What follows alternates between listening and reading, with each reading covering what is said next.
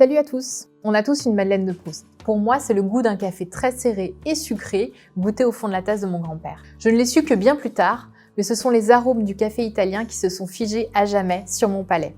Donc si comme moi, le café à l'italienne vous a marqué, je vais vous aider ici à retrouver ces arômes puissants. Mais avant toute chose, un peu d'histoire. C'est en 1884, à Turin, qu'est née la première machine expresso. L'expresso, c'est la boisson qui va représenter le mieux le café italien. C'est un café court, très intense, un peu sirupeux et surmonté d'une belle créma. En termes d'arômes, ce qu'on attend d'un café italien, ce sont des notes de pain grillé, une attaque franche, une belle longueur en bouche et une pointe d'amertume. Mais le vrai secret du café italien réside dans la torréfaction. Pour obtenir un café puissant et intense, on va réaliser une torréfaction très poussée, c'est-à-dire qu'on va bien cuire les grains de café.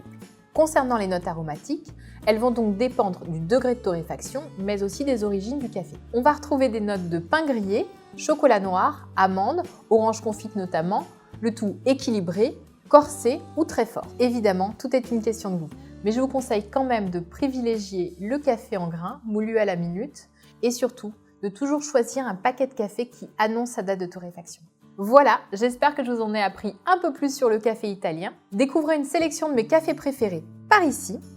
Abonnez-vous à notre chaîne YouTube pour découvrir toutes nos nouvelles vidéos. Et enfin, si vous voulez en savoir un peu plus sur le café, c'est par ici que ça se passe. Et moi, je vous dis à bientôt et bon café!